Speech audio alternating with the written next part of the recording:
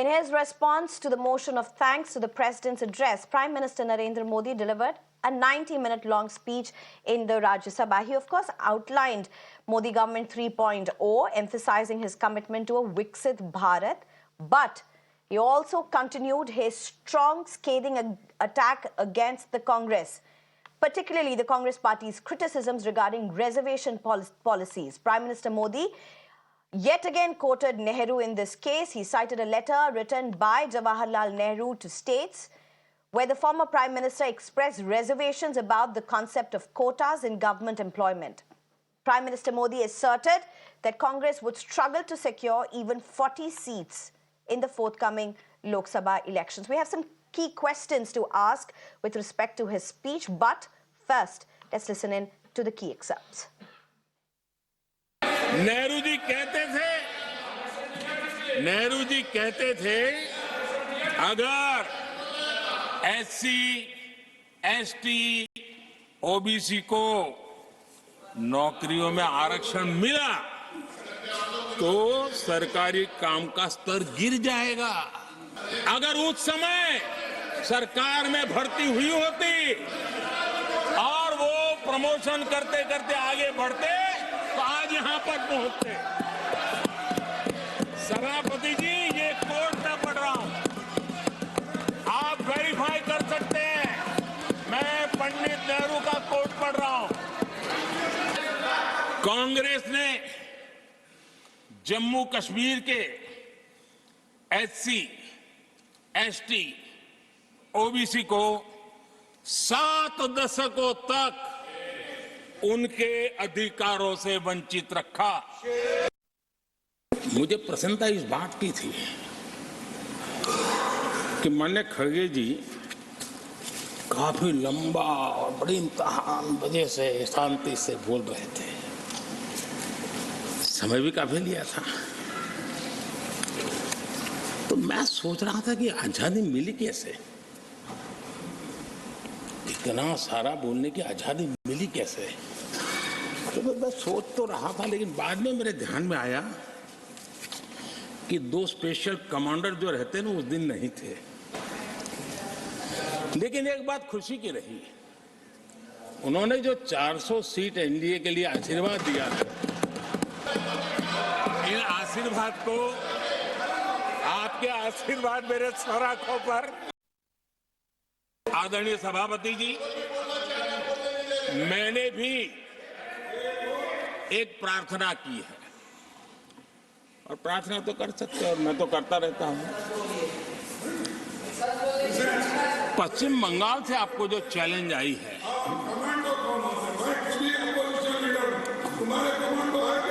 और पश्चिम बंगाल से challenge I है कि कांग्रेस 440 पार नहीं कर पाएगी, 40 पार नहीं कर पाएगी। मैं प्रार्थना करता हूं कि आप 40 बचा पाए। आज मैं बहुत दुख के साथ कह रहा हूं, भारत के प्रधानमंत्री जी में ये साहस नहीं था अभिभाषण पर बोलते हुए कि वो पिछले 10 सालों का हिसाब दे सके, बताएं कि 2 करोड़ के हिसाब से 20 करोड़ नौकरियां कहाँ, इस पर जवाब नहीं दे पाए। जो सवाल पूछे गए थे, महंगाई क्यों बढ़ी, इस पर जवाब नहीं दे पाए। 1 लाख किसानों ने आत्महत्या क्यों की, इसका जवाब नहीं दे पाए प्रधानमंत्री जी। प्रधानमंत्री जी में ये भी साहस आज नहीं हुआ कि वो अपने 10 सालों की उपलब्धियां बताकर अगले 5 साल की बात करते हैं। I'm being joined right now by R.S. Patania, who's a BJP spokesperson, as well as Ikram Sandhu, who is a spokesperson for Congress. Thank you both of you for joining us. First to you, Ikram Sandhu. Third day, second speech by the Prime Minister. Both the speeches have Jawaharlal Nehru quoted. The first speech was countered by Priyanka Gandhi Vadra, said it was out of context. The second speech speaks of how Nehru, the former Prime Minister, was against quota in the government. He actually hits out at what seems to be a quota peg by the opposition. But Nehru, or the former Prime Minister of India, finding key position, pivotal position in Prime Minister's speech. Good evening, Sneha ji, and a warm good evening to all who are watching. Prime Minister did what he always does best, or I should say worst, which is trample on the memory of our greats. It doesn't behove even a normal person, but this is par for the course for this Prime Minister. So what can I say? He should actually look inside and see what he is doing. Now, I'll just remind Mr. Modi and BJP who Mr. Nehru was. When he became the Prime Minister of India in 1947, we were a country which was famished. 6 years before that, in 41, we had the famine of Bengal and all the problems that we had. Panditji never once blamed the Britishers. He rolled his sleeves up and he got down to work. So you had Bhakra Nangal Dam, which was built, you had AIMS, which were built, you had IIMs, IITs, which were built, road, electricity, green revolution, white revolution, ISRO, name it, Baba Atomic Plant. That is what is this. Mr. Modi, if he can even count 1/10 of these achievements in his time, I'll rest my case there. So that is what Panditji did. What Mr. Modi had to do today was tell us what he has done in the last 10 years. You promised us that I'll be giving you 2 crore jobs every year. That comes down to 20 crores. The last CMI data says that 90 lakh jobs have been created in the last 10 years. So he has not even been able to manage 5% of his target. He was supposed to double farmer incomes by 2022. Right, okay. No, the input cost has gone up. Ikram Sandhu? Yeah. We're trying to get R.S. Patania. We seem to have lost his line. But even as we're trying to get his line back, let me ask you one more question. There's been a scathing attack by the Prime Minister against Congress particularly, whether you hear the speech in Lok Sabha, whether you hear the speech in Rajya Sabha. It's not just a scathing attack, you also have back-end jibes which are given in and also routed through what otherwise would have been regional allies. Some like TMC have walked out. Is this, how does Congress really look at this? Look, Sneha ji, definitely, when you are part of India alliance, but you have to agree that in certain states, we are even competitors. Now, I can give a very good example of Kerala, which is your home state. Now, there, you know that whatever the result of the election might be, in the end, LDF will come and support the India alliance. But do you tell me one time where we and LDF have not fought against each other? It has always been a hard fight. But one thing is sure that as many numbers that LDF gets and UDF get, they will be together to fight against the BJP. There's a similar thing that we have in Bengal, and we cannot shy away from that. There's a certain base that TMC has. There's a certain base that Congress has. We have to fight for it. But one thing we are sure that whoever wins between the two of us is anti-BJP, which is the most important thing. Similar thing comes up in Punjab. Whether AAP wins or Congress wins, I'm very confident because I come from Punjab that we'll win big there. But I'm still for the argument's sake saying whoever wins among those 13 seats, Ikram Sandhu, all come to the India kitty. So this is actually a narrative which Ikram Sandhu, I'm being joined by R.S. Patania. Let me just get in because I had to go to you consecutively 2 times because we lost R.S. Patania. But R.S. Patania, and do you want to respond to this whole aspect as 2 days of speeches in Parliament, Prime Minister not only focused on Nehru, which was a very important pitch during the speech, but was scathing attack against Congress. Now, my question is, the BJP keeps saying that Congress is weak, Congress will not even get 40 seats, Congress is so-and-so, Congress is khatam, and you have the slogan of Congress Mukt Bharat. So the attack on Nehru, is it a part of that? But why attack a party frontal so scathingly in Parliament, not mentioning any other regional parties or any other parties of the opposition, but go after Congress if you say they are non-existent, are weak, absolutely finished?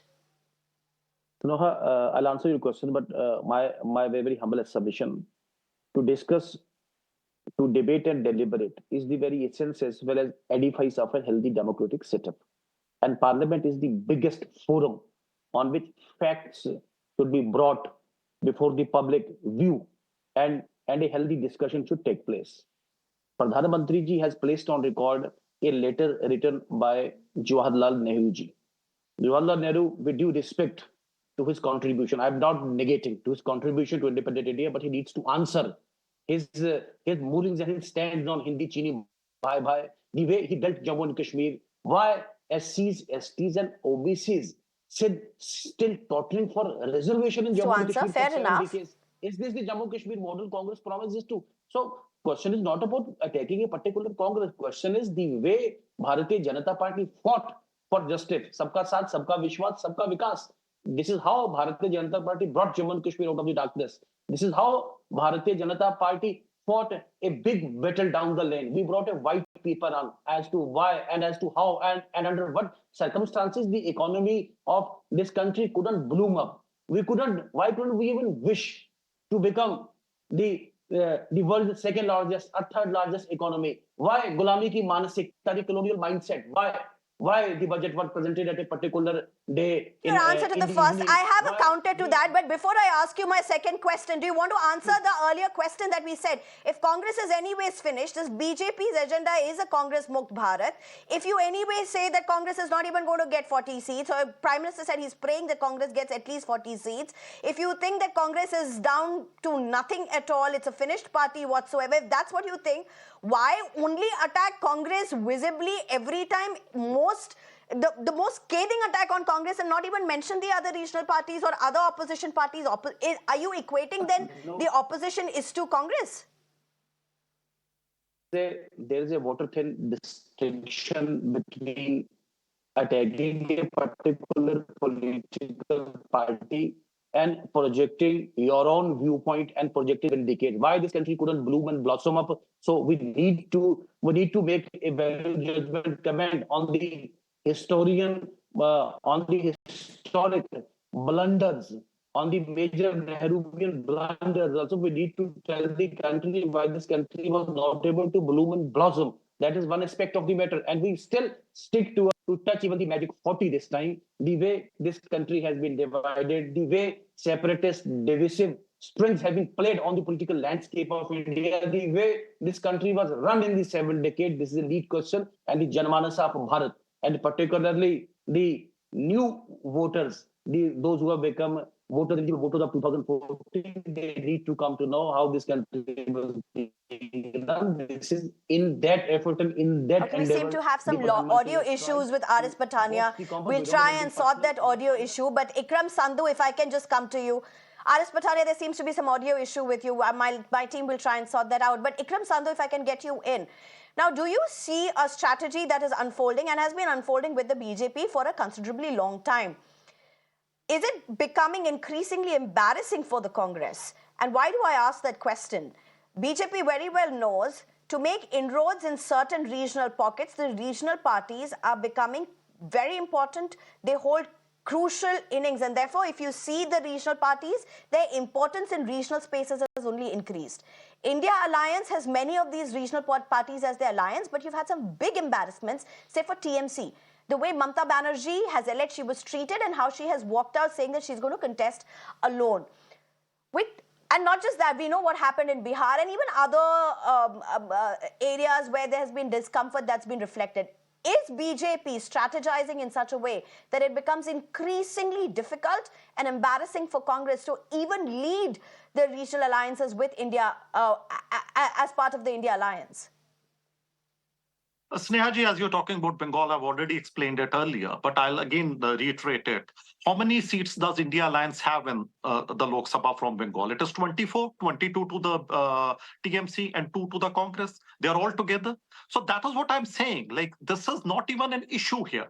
We might be fighting against each other, but our main enemy is the BJP. So whatever number we might come up with out of the 42 seats, they are in block together to fight against the BJP in the Lok Sabha. And that is the most important thing. Of course, in a utopian world, it will be better if we can divide those 42 seats among ourselves in the very beginning and put up a united fight. But then every political parties are political animals. Nobody wants to cede space. So that's par for the course. As I've given you the example of Kerala, it has been happening there for the last 40 years. It has been happening in other states also. With DMK and Congress, we used to have friendly fights. But again, in an alliance, when the MPs elected come to the Lok Sabha, they vote in bloc for the alliance that they are in with. So that is what I'm saying. It might be an irritant, but it is not something which which is something which is a limiting do you factor. see the legacy of Congress, an attempt attempt by BJP to nullify the legacy of Congress? They will always try that. An insecure person will always do that. A secure person will never do that. You will see it in your personal life. You will see it in your office. If you have somebody who is in a position of power in your office, if he's a secure human being, he will never deride somebody who was sitting on that chair before him. He will only try to improve things because that is human nature. That is our endeavor to improve things. It is only a weak, insecure person who will deride people who came up before him because he has to hide his own insecurities. Do you want to and he has respond to to hide this? his own faults. We're And out that is of what time. Do you Mr. want to Modi respond does. to this, Aris I'll Patania? just give you one example. Just one example. Sorry, Patania Sahab, you carry on. My respectful submission. We don't have any enemies and we don't have any foes, my learned friend was saying. Our only enemy is unemployment. Our enemy is the colonial mindset. Our enemy is the inferiority complex, which has been forcibly thrust upon the people, the Janmanas of Bharat. We need to work upon, we need to push this country forward as one. Sir, this is becoming a very high-end chair. Congress Mukt Bharat किसका dialogue है? कांग्रेस मुक्त भारत किसका नारा है? ये enmity नहीं है तो क्या है? We don't have anything against Congress. The way Congress drove this country, the way Congress was in the driver's seat in this country, we are personally inimical to it. I said the contributions of Nehru, one apart, but Hindi Chini bye bye. Who said? Who blundered on Jammu and Kashmir? Who blundered on Hyderabad? Who blundered on Junagadh? Who signed the Indus Water Treaty with Pakistan, an aggressor state? Who came to the Congress? That Shimla agreement. All right. Doesn't the Congress blunder? It took 40 years to the Congress to state it on the floor of the parliament that the entire Jammu and Kashmir, which was ceded by the Maharaja Hari Singh with the India, it is de facto and de jure a part of India. So we need, in democracy, it's the right of each and everybody to bring the truth before the public, to bring the truth to the public glare. And another startling statement which Pradhan Mantri has made on the floor of the parliament today. SCs, Valmikis, not only without reservation, I will try to put another facet to the Pradhan Mantri's statement, not only reservation, Valmikis without right to vote, without right to employment, and without right to seek admission in educational institution. For how many period? 7 decades. All right, we're totally out of time. The refugees. That's it. That's We're what totally out of time. Thank you very much, Please. Aris Patania and Ikram Sandhu for joining. Okay, Ikram Sandhu, you can come back with 30 seconds of rebuttal. I don't have much time because UCC has been passed in Uttarakhand. That's a big breaking. 30 seconds to you. Patania Sahab, there's a lot of things you listed. It will take a long time. I'll just say one thing. You said that we have withered India. I'll tell you what withering is. In 2014, 5.1 crore people were employed in the manufacturing sector. Today, only 3.5 crore people are done. 1.6 crore jobs have been lost. That is withering. And that is what your great leader, Narendra Modi, has done. Thank you. Thank you. All right, thank you very much, Aris Patania and Ikram Sandhu. We must remember, even as the opposition rule, states have been pushing for a caste survey repeatedly, a scathing attack by the Prime Minister on the opposition, particularly even pointing at Congress, saying they have been against quota, quoting even Jawaharlal Nehru. Now,